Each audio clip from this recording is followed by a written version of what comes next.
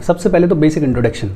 हमारे कॉन्स्टिट्यूशन के आर्टिकल 294 से लेकर 300 तक में बात की गई है यूनियन और स्टेट्स के प्रॉपर्टी प्रोविजंस के बारे में, कॉन्ट्रैक्ट प्रोविजंस के बारे में, राइट्स और लाइबिलिटीज़ के बारे में, ऑब्लिगेशंस और सूट्स के बारे में। बड़ा सिंपल, किन आर्टिकल्स में बात की गई है? आर्टिकल 294 से लेकर 300 तक में बात की गई है।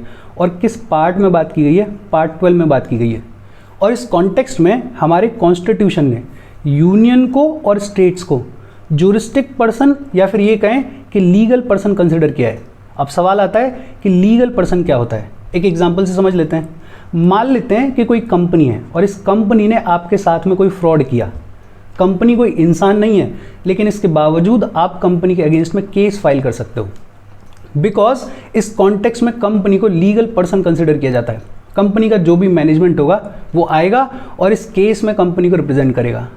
ऐसे ही जब बात आती है यूनियन के बारे में, जब बात आती है स्टेट के बारे में, तो यूनियन कोई इंसान नहीं है, स्टेट कोई इंसान नहीं है, लेकिन यूनियन के अगेंस्ट में, स्टेट के अगेंस्ट में केस फाइल किया जा सकता है। अपन पढ़ते हैं ना, versus union of India case, versus state of Rajasthan case.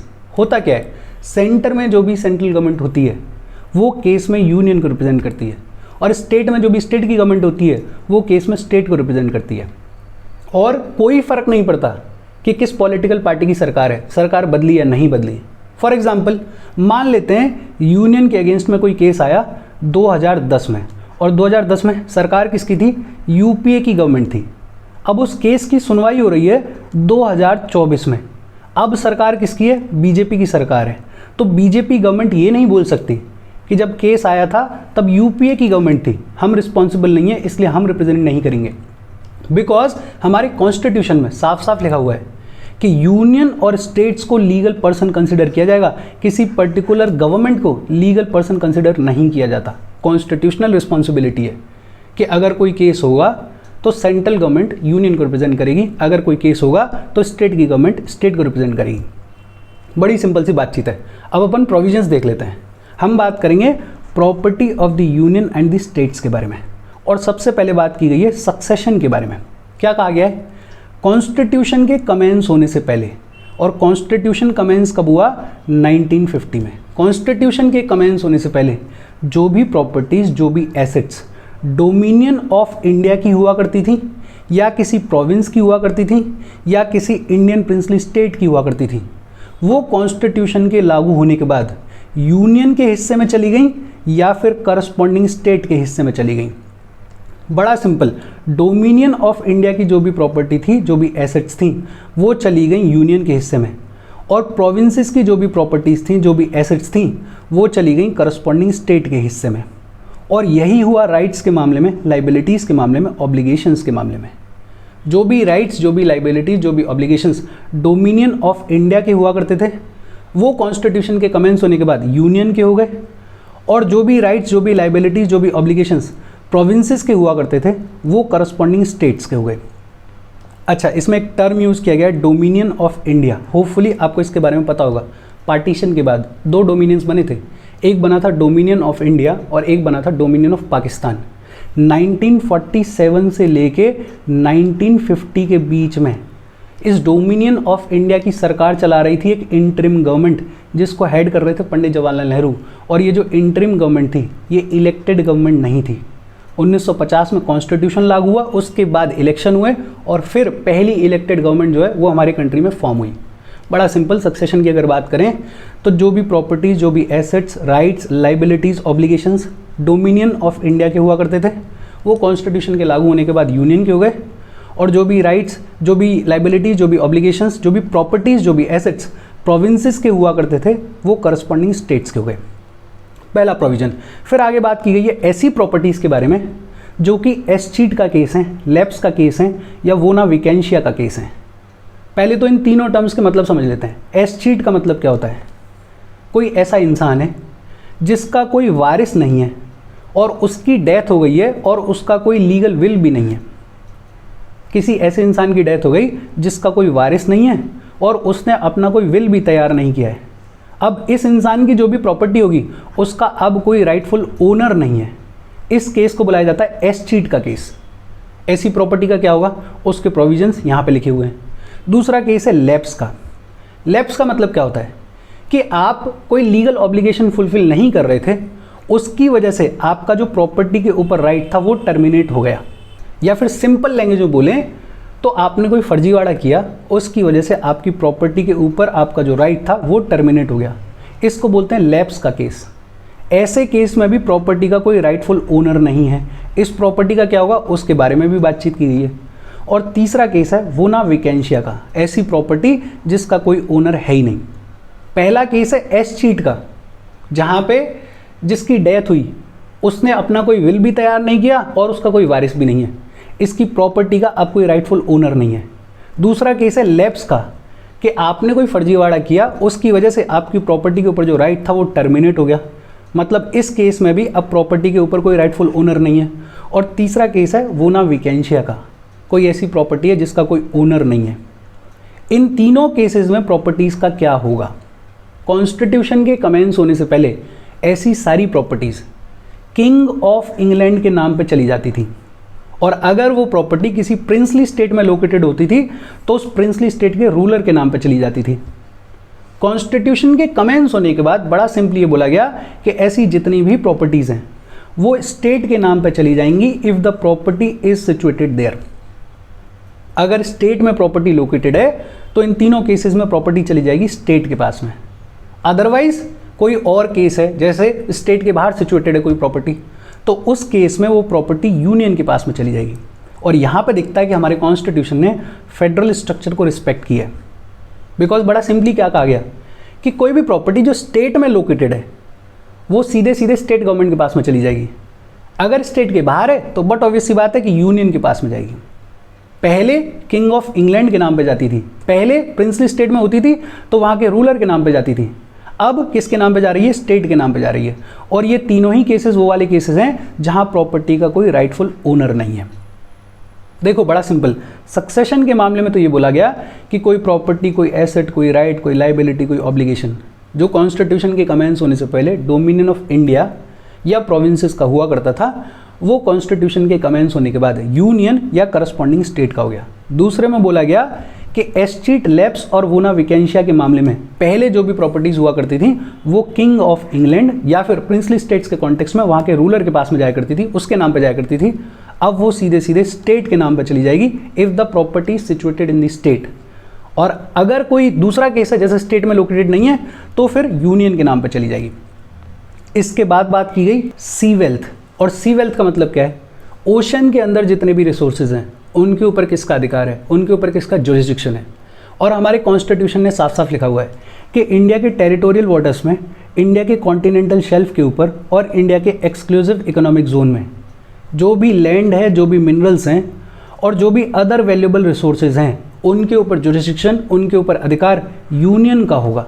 बहुत सिंपल, ये टेरिटोरियल वाटर्स क्या है, कॉन्टिनेंटल शेल्फ क्या है, एक्सक्लूसिव इकोनॉमिक जोन क्या है, इसके बारे में बातचीत हम डिटेल में करते हैं ज्योग्राफी में।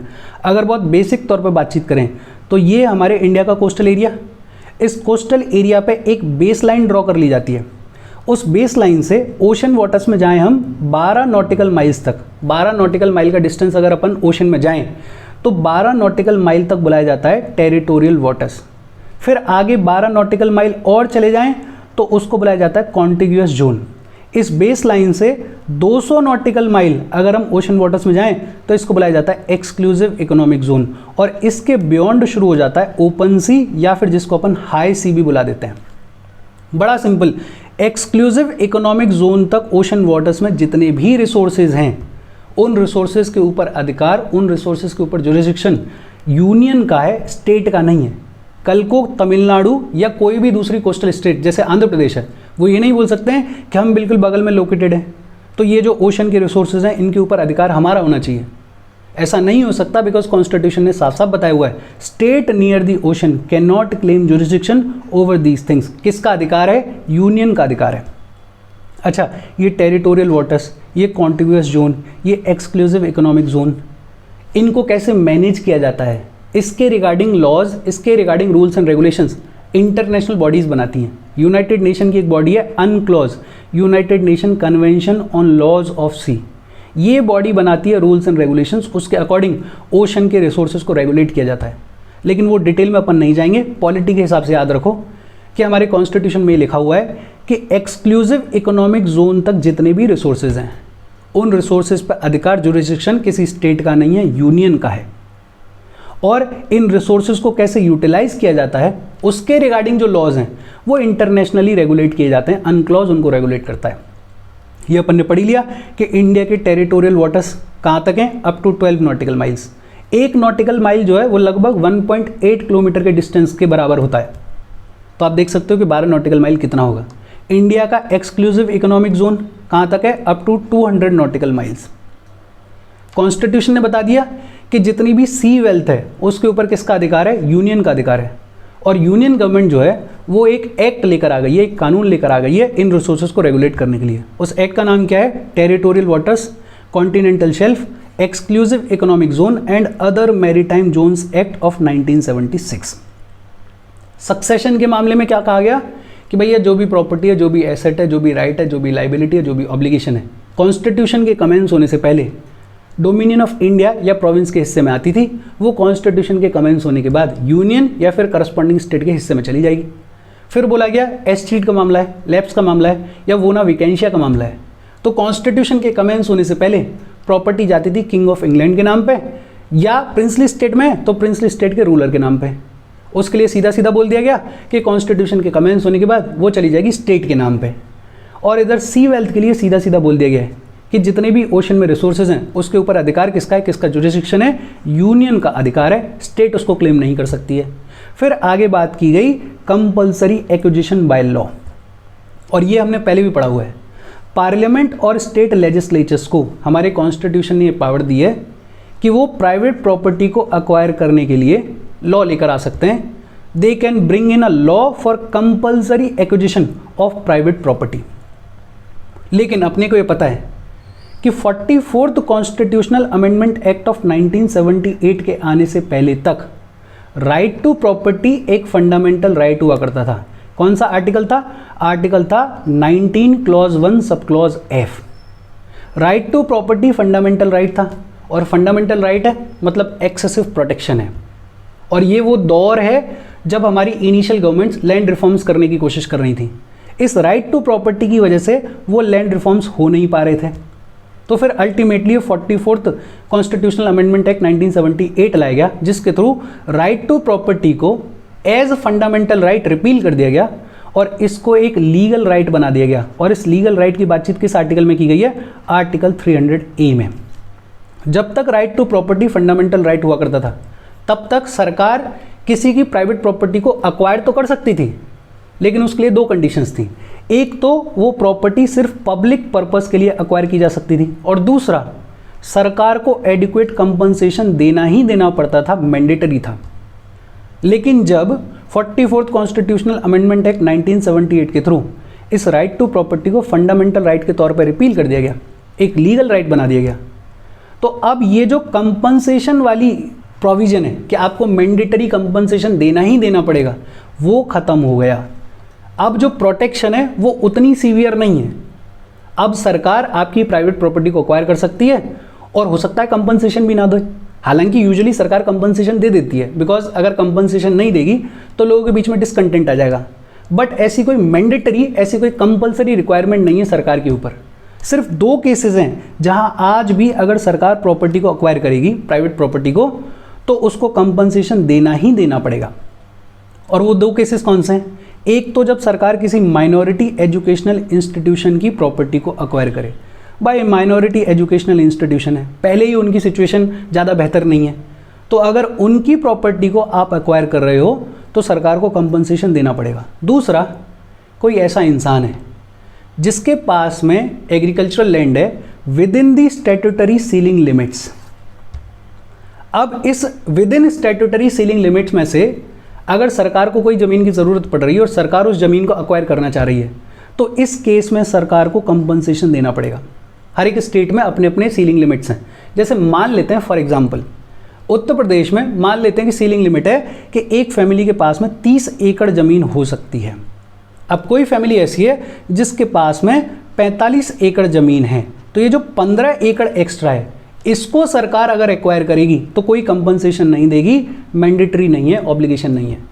लेकिन कोई दूसरी फैमिली है जिसके पास में सिर्फ 15 एकड़ ज़मीन है। अब सरकार को इस ज़मीन में से कुछ ज़मीन एक्वायर करनी है, तो इस केस में सरकार को कंपल्सरीली कंपनसेशन देना ही देना पड़ेगा। ये सब तो अपन ने पहले भी पढ़ा हुआ है, आप जानते हो राइट टू प्रॉपर्टी के बारे में, फंडामेंटल राइट्स वाले चैप्टर में हमने ढंग से बातचीत की थी इस सब के बारे में। और फिर लास्ट में बात आती है एक्विजिशन अंडर एग्जीक्यूटिव पावर। सरकार को एग्जीक्यूटिव पावर के तहत ये पावर दी गई है कि वो किसी भी प्रॉपर्टी को अक्वायर कर सकती है, होल्ड कर सकती है, डिस्पोज कर सकती है। अक्वायर कर सकती है, खरीद सकती है, होल्ड कर सकती है, अपने पास में रख सकती है, डिस्पोज कर सकती है, अगर बेचना चाहे तो बेच भी सकती है। सरकार को एग्जीक्यूटिव पावर के तहत ये भी पावर दी गई है कि वो किसी भी ट्रेड को कैरी कर सकती है with in and in other states, मतलब इंटर स्टेट और इंट्रा स्टेट ट्रेड दोनों में ही पार्टिसिपेट कर सकती है सरकार, कोई दिक्कत वाली बात नहीं है। और ये जो एग्जीक्यूटिव पावर है ये यूनियन को भी है, ये स्टेट को भी है। प्रॉपर्टी एक्वायर करना, होल्ड करना, डिस्पोज करना और किसी भी ट्रेड में, किसी भी बिजनेस में पार्टिसिपेट करना, इसके रिगार्डिंग यूनियन और स्टेट दोनों को एग्जीक्यूटिव पावर दी गई है। और इसके साथ आज की अपनी बातचीत खत्म हो गई। Property of the union and the states के प्रोविजंस खत्म हो गए। कोई डाउट हो प्लीज़ कमेंट, कोई सजेशन हो तो कमेंट करके बता देना। जाने से पहले वीडियो पे लाइक का बटन दबा दो, शेयर कर दो अपने सोशल मीडिया हैंडल्स पे और चैनल को सब्सक्राइब कर लो। Thank you very much.